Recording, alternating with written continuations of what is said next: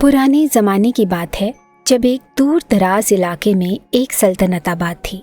यूं तो सल्तनत में सभी लोग काफ़ी पुरसुकून थे, लेकिन जैसे ही शाम ढलती और सूरज गुरूब हो जाता तो सभी लोगों के चेहरों पर खौफ और हिरास सा फैल जाता। सभी लोग अपने दरवाजे खिड़कियां बंद करके घरों में दुबक कर रह जाते, और अगर गलती से कोई बाहर रह भी जाता तो वो उस गांव से गायब हो जाता। ये रस्म वहां पर सदियों से चलती आ रही थी। उसी गांव के किनारे पर एक झील बहती थी। झील के बिल्कुल पास एक झोंपड़ी थी जिसमें एक इंतहाई निडर और जोशीला किस्म का लड़का रहता था। उसका वालिद माहीगीर था। एक बार समुद्री लहरों से उलझता हुआ वो मछली पकड़ने गया, क्योंकि 3 रोज से उसका जान से प्यारा बेटा आर्किश भूखा था। मगर उन तूफानी मौजों ने उसके बाप को निगल लिया। वापस आई थी तो सिर्फ एक खाली कश्ती। तब से ही अपने बाप की मौत का सदमा सीने में छुपाए वो उस दूर दराज गांव में अपनी दादी के पास रहने के लिए चला गया। जैसे ही शाम हुई तो बाहर खूबसूरत जुगनू जगमगाने लगे। वो फौरन घर से बाहर निकलकर उन जुगनुओं के साथ खेलने लगा। जब उसकी दादी ने उसे फौरन हाथ पकड़कर अंदर खींच लिया। उसकी दादी उसे कहने लगी, आइंदा तुम सूरज गुरूब होते बाहर कदम नहीं रखोगे। मैंने अपने बेटे को खो दिया, लेकिन मैं तुम्हें नहीं खोना चाहती। आर्किश दादी से पूछने लगा, आखिर मगरिब होते ही हर सू खामोशी क्यों फैल जाती है दादी? लोग अपने घर क्यों बंद कर लेते हैं? उसकी दादी उसकी बात को फौरन दूसरी तरफ मोड़ गई। कहने लगी, अभी तुम छोटे हो बेटे, जब बड़े हो जाओगे तो मैं सच्चाई से पर्दाफाश कर दूंगी। लेकिन जैसे जैसे वो बड़ा होता गया उसका तजस्सुस पहले से भी ज्यादा बढ़ता चला जा रहा था। सुनने में ये आया था कि नदी के उस पार जहाँ काला स्याह जंगल दिखाई देता है, उसकी दूसरी जानिब एक खूबसूरत सूरजमुखियों का बाग है। उस बाग में हर वक्त रोशनी रहती है, वहाँ पर कभी भी अंधेरा नहीं होता। लेकिन इससे भी ज्यादा चौंका देने वाली बात ये थी कि सूरजमुखी का रुख सूरज की जानिब ना होता, बल्कि एक जादुई मूर्ति की तरफ होता। जो भी भूले से उस बाग में कदम रख देता वो भी सूरजमुखी का ही एक फूल बनकर हमेशा हमेशा के लिए उस बाग में कैद हो जाता। आर्किश ने जब ये सुना तो उसे सिर्फ एक जादुई कहानी लगी जो लोग एक दूसरे को डराने के लिए इस्तेमाल कर रहे थे। लेकिन धीरे धीरे उसके अंदर ये तजस्सुस बढ़ने लगा कि अब तो वो बड़ा हो चुका है। एक रात वो क्यों न चुपके से अपने घर से निकले और जाकर देखे कि क्या सच में ऐसा कोई बाग मौजूद भी है या फिर ये सिर्फ लोगों की मनगढ़ंत बनाई गई कहानियां हैं। यही उसकी जिंदगी का सबसे गलत फैसला था। चंद रोज उसने बाजार में खरीदो फरोख्त करके पैसे जमा किए और फिर एक रात जब उसकी दादी गहरी नींद सो गई तो वो अपना मखसूस बैग लेकर अपनी झोंपड़ी से निकल आया। नदी के किनारे उसने पहले से ही कश्ती खड़ी रखी थी। पानी में तैरते हुए जैसे ही वो काले घने जंगल में पहुंचा तो उसे खौफ सा महसूस हुआ, क्योंकि वहां पर सिवाय उसके कोई भी मौजूद ना था। वो आस पास देखता आगे बढ़ रहा था। आर्किश को यूं महसूस हो रहा था जैसे उसके वजूद पर छोटे छोटे सांप रेंग रहे हों। वो घबराता हुआ उन जहरीली खारदार झाड़ियों को काटता जैसे ही आगे बढ़ा तो सामने का मंजर देखकर उस पर घबराहट ताड़ी हो चुकी थी। आर्किश को अपने सामने सच में रोशनी दिखाई देने लगी थी। जहाँ पूरा जंगल स्याही में डूबा था, वहाँ उठने वाली रोशनी देखकर वो थोड़ा घबरा तो गया। जैसे ही उसने आखिरी झाड़ी को काटकर सामने का मंजर देखा तो उसके कदम वहीं जम गए। अरे, ये मैं क्या देख रहा हूँ? यहाँ तो सचमुच सूरजमुखी का बाग है। उसके चेहरे पर हैरत और खुशगवारी थी, क्योंकि सामने यूं लग रहा था जैसे सूरज अभी अभी तुलू हुआ हो। सूरजमुखी के फूल पूरी आबोताब से चमक रहे थे, जो कि आम सूरजमुखी के फूलों से काफी बड़े भी थे, इतने बड़े कि बिल्कुल किसी इंसानी सर जैसे।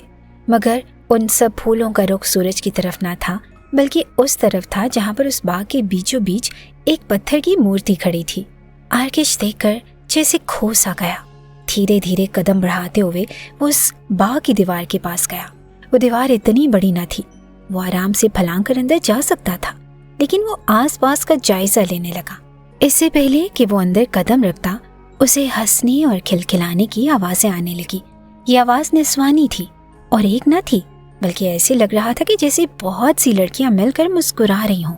वो फौरन दीवार की ओट में छुपकर बैठ गया और फिर जो मंजर उसने देखा वो पहले से भी ज्यादा हैरान हो चुका था, क्योंकि उस सूरजमुखी के बाग में 5 इंतहाई खूबसूरत शहजादियां चहलकदमी के लिए निकली थीं।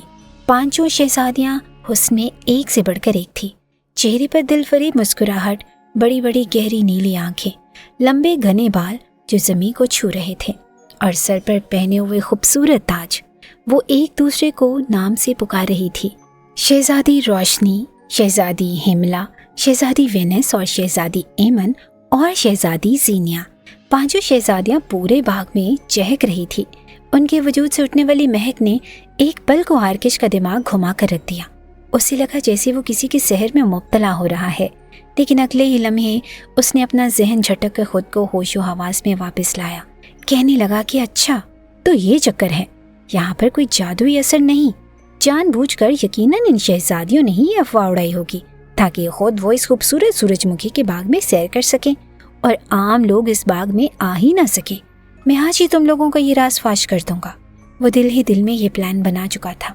تبھی باقی کی شہزادیاں اسی باغ میں چہل قدمی کرتی ہوئی سامنے موجود ایک محل کی طرف چلی گئی، مگر ایک شہزادی جس کا نام شہزادی روشنی تھا، وہ باغ میں گھومتے ہوئے گانا گانے لگی۔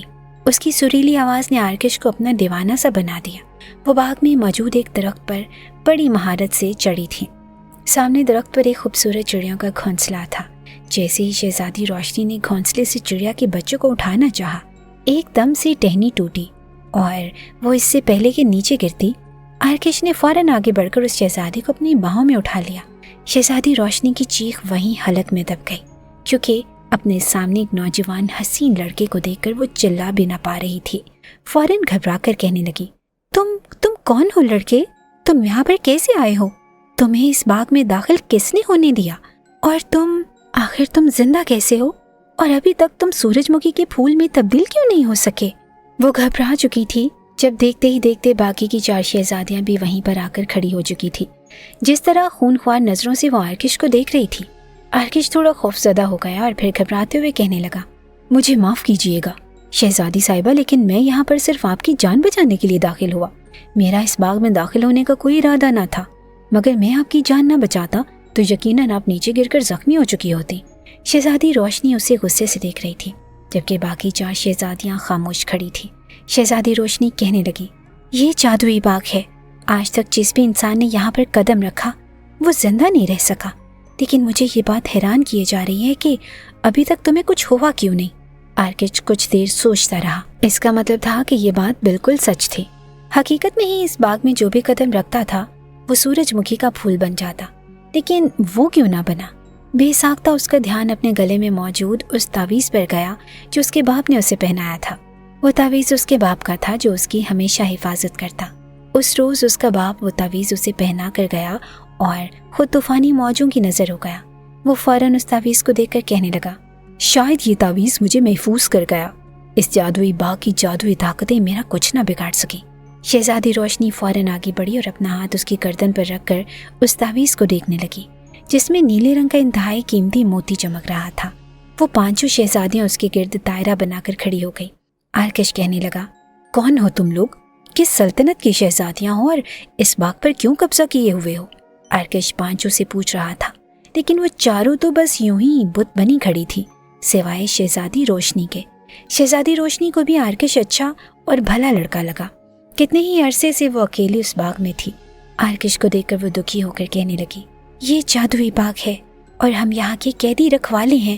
ہماری جان اس مورتی میں قید ہے، اور اگر ہم یہاں پر اس باغ کی رکھوالی نہیں کریں گی تو وہ ظالم جادوگر ہمیں مار دے گا۔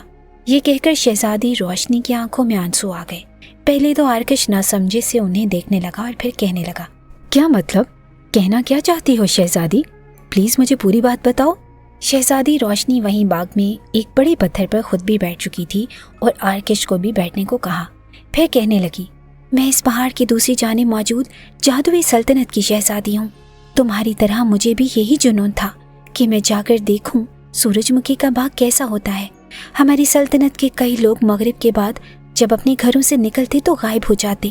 میں نے یہی سن رکھا تھا کہ ایک ظالم جادوگر انہیں سورج مکھی کا پھول بنا دیتا ہے اور پھر ان پھولوں کا عرق نکال کر پیتا ہے تاکہ اپنی جوانی کو برقرار رکھ سکے اور کبھی بھی خود پر بڑھاپا نہ آنے دے۔ لیکن میں اسے جھوٹ ثابت کرنے کے لیے اکیلے ہی اس باغ کی طرف نکل آئی۔ اس جادوگر نے مجھے دیکھ لیا اور پھر سزا کے طور پر مجھے اسی باغ میں قید کر دیا۔ وہ چاہتا ہے کہ جب وہ 1000 سورج مکھی کے پھولوں کا رس پی لے گا تو وہ مجھ سے شادی کر لے گا۔ اس نے مجھے اس باغ کے بیچوں بیچ پتھر کی مورتی بنا کر رکھا ہوا ہے اور میں سالوں سے اسی قید میں، اسی انتظار میں تھی کہ شاید کوئی مجھے ظالم جادوگر کے چنگل سے بچا سکے۔ آرکش حیران تھا۔ شہزادی روشنی کی کہانی سن کر اس کے دل میں کچھ ہوا۔ وہ شہزادی روشنی کو پسند کرنے لگا، لیکن ساتھ موجود باقی کی 4 شہزادیوں کو دیکھ کر کہنے لگا، یہ شہزادیاں یہاں پر کیا کر رہی ہیں؟ کیا یہ بھی ظالم جادوگر کی قید میں ہیں؟ شہزادی روشنی دھیمی مسکرائی اور کہنے لگی، نہیں، یہ میرے ہی عکس ہیں۔ اس باغ کی رکھوالی کرنے کے لیے میری ہی 5 روحیں اس جادوگر نے بنا دی۔ یہ میری ہی وجود کا حصہ ہیں اور میں تبھی ظالم جادوگر کی قید سے آزاد ہوں گی جب کوئی سچے دل والا جو مجھ سے محبت کرتا ہوگا وہ ظالم جادوگر سے لڑائی کرے، اسے مارے اور پھر اس کا سر میری اس مورتی کے قدموں میں آ کے رکھے، تبھی میں مورتی سے دوبارہ انسان بن سکوں گی۔ یہ سن کر آرکش فوراً اٹھ کھڑا ہوا اور کہنے لگا، میرے لیے یہ کوئی بڑی بات نہیں شہزادی، میں بچپن سے ہی بہت نڈر ہوں۔ اس ظالم جادوگر کو آپ کے قدموں میں گرا کر آپ کو ضرور آزادی دلواؤں گا۔ شہزادی روشنی کہنے لگی، جتنا تم سمجھ رہے ہو اتنا آسان نہیں آرکش، تمہیں دماغ سے کام لینا ہوگا، جذبات سے نہیں۔ وہ بہت تیز اور شاطر قسم کا جادوگر ہے، اگر اس نے تمہیں دیکھ لیا تو وہ اپنے جادو کے ذریعے تمہیں راکھ بنا دے گا۔ شہزادی روشنی نے اسے جادوگر کے بارے میں تمام تر باتیں بتا دی، جسے سننے کے بعد آرکش چھپ کر اس جادوگر کے محل کے اندر پہنچا۔ محل اندر سے مکمل طور پر تاریکی میں ڈوبا ہوا تھا۔ پورے محل میں ایک عجیب سی بدبو تھی اور ہر طرف جانوروں کے ڈھانچے گرے ہوئے تھے، یہاں تک کہ اس جادوگر کا بستر بھی بہت ہی عجیب و غریب سا تھا۔ جیسے ہی آرکش جادوگر کے کمرے کے باہر پہنچا تو جادوگر اسے دکھائی دیا، جو کہ عام انسانوں جیسا نہ تھا، بلکہ اس کا قد تو 8 فٹ لمبا تھا اور بے تحاشا چوڑا۔ وہ کہیں سے بھی کوئی عام انسان نہیں لگتا تھا، بلکہ کوئی دیو لگ رہا تھا۔ جیسے ہی وہ اپنے بستر پر بیٹھا تو اس نے اپنے بیڈ کے نیچے سے ایک باکس نکالا جس میں سیاہ رنگ کا کوبرا قید تھا۔ وہ بڑے ہی پیار سے اس کے سر پر ہاتھ پھیرنے لگا۔ شہزادی روشنی نے آرکش کو بتایا کہ اس سانپ میں ہی اس ظالم جادوگر کی جان ہے۔ اگر تم اس سانپ کو مار دو اور پھر سیدھا وار جادوگر کے دل کے مقام پر کرو تو وہ مر جائے گا اور اس کے جادو کا اثر بھی ختم ہو جائے گا۔ جیسے ہی وہ جادوگر کمرے سے باہر نکلا تو موقع پا کر آرکش کمرے میں چلا گیا۔ اس نے فوراً سے اس باکس سے اس کوبرا سانپ کو نکالا جو کہ انتہائی خوفناک لگ رہا تھا۔ آرکش کو سانپوں سے ڈر بھی بہت لگتا تھا، لیکن شہزادی روشنی کی خاطر اس نے اپنے دونوں ہاتھوں سے سانپ کو پکڑا اور اپنے پاس موجود نوکیلے ہتھیار سے اس نے کوبرا کی گردن پر وار کرنا چاہا۔ تبھی خطرے کا احساس ہو کر ظالم جادوگر اپنے کمرے میں داخل ہوا۔ کہنے لگا، تم انسانی لڑکے یہاں پر کیسے داخل ہوئے؟ اس سے پہلے کہ وہ آگے بڑھتا آرکش نے اس سانپ کو مار کر وہیں پر ڈھیر کر دیا۔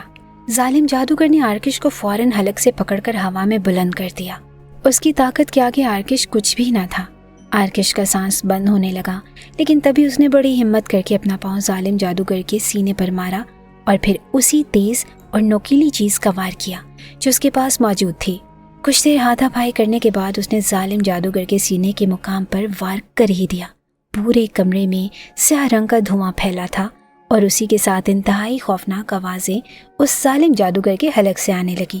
آرکش نے بہادری کا مظاہرہ کرتے ہوئے اس خوفناک دیو کو گھسیٹتے ہوئے باغ کے بیچوں بیچ اس مورتی کے قدموں میں لا کر پٹکا۔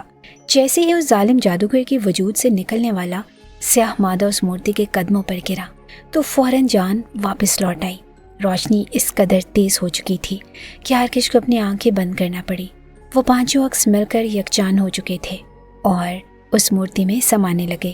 جب آرکش نے اپنی آنکھیں کھولی تو اس کے سامنے 5 شہزادیاں نہیں بلکہ ایک ہی شہزادی کھڑی تھی جس کا نام شہزادی روشنی تھا۔ وہ مسکرا رہی تھی۔ فوراً جھک کر اس نے آرکش کا شکریہ ادا کیا۔ تم نے میری جان بچا لی، اس ظالم جادوگر سے بچا لیا مجھے آرکش۔ میں اگر شادی کروں گی تو صرف تم سے ہی، اور اپنی سلطنت کا تمہیں ہی حکمران بناؤں گی۔ آرکش کی تو قسمت ہی پلٹ چکی تھی۔ وہ شہزادی کے ساتھ واپس اپنے گاؤں لوٹا۔ سبھی لوگ آرکش کی بہادری پر اسے کندھوں پر اٹھا کر اس کے نام کے نعرے لگا رہے تھے۔ سورج مکھی کے وہ پھول جو کہ جادو کے ذریعے انسانوں کو قید کر چکے تھے، وہ انسان دوبارہ سے اپنی اصلی حالت میں آ گئے۔ دوسری سلطنت میں بھی خوشی کا سما تھا کیونکہ ان کی شہزادی روشنی واپس لوٹ چکی تھی، جن کی چاہت میں گھلتے ہوئے بادشاہ بستر سے جا لگا تھا۔ ہر سو جشن کا سا سما تھا۔ जब आरकेश और शहजादी रोशनी की शादी तय कर दी गई, बादशाह ने आरकेश को शहजादा बना दिया और वो अपनी दादी के साथ महल में रहते हुए अपनी सल्तनत की खिदमत करने लगा। प्यारे दोस्तों, आपको आज की हमारी ये कहानी कैसी लगी? कमेंट बॉक्स में ज़रूर बताइएगा।